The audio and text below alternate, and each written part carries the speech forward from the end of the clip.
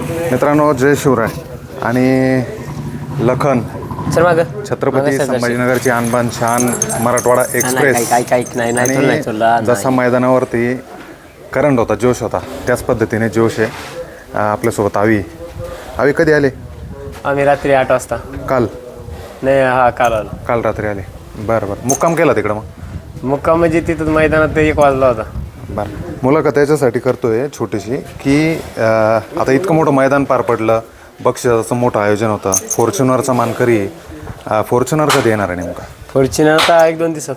मैदानात काय झालं ज्यावेळेस गाडी फायनल झालं, गाडी 1 नंबरात झालं, जाहीर झालं की 1 नंबर झाला म्हणून, त्याच्यानंतर काय काय झालं?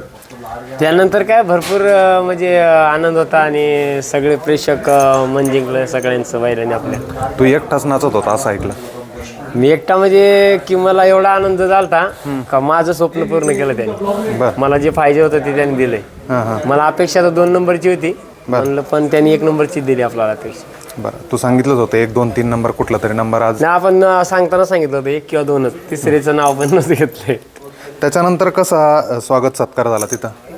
आपला भरपूर सत्कार केला लोकांनी स्टेजवरती. हो. काय काय दिलं त्यांनी त्यावेळेस? त्यांनी काय आपला सत्कार केले आणि जे काय चांदीची गदा वगैरे आहे ते फॉर्च्युनर सोबत देणार आहे. चांदीची गदा आणि फॉर्च्युनर सोबत देणार? सोबत. त्या दिवशी काय काय भेटलं मग?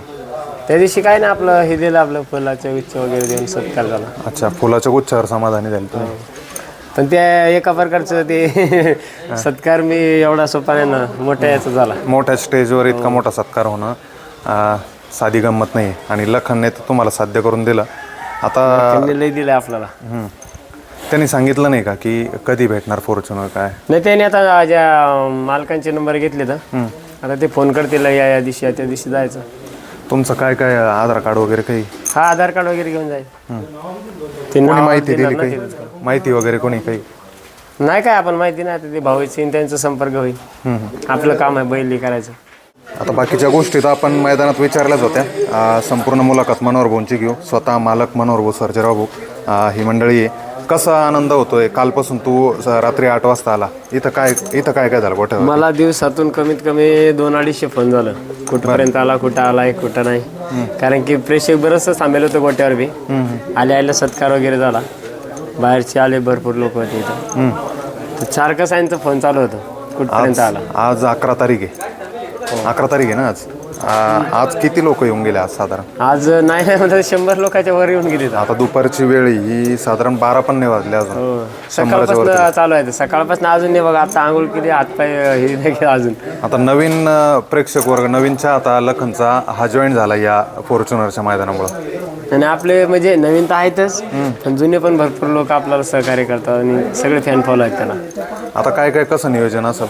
आता नियोजन काय, आता पुशेगाव नाही, त्याचं काही मिरवणूक वगैरे?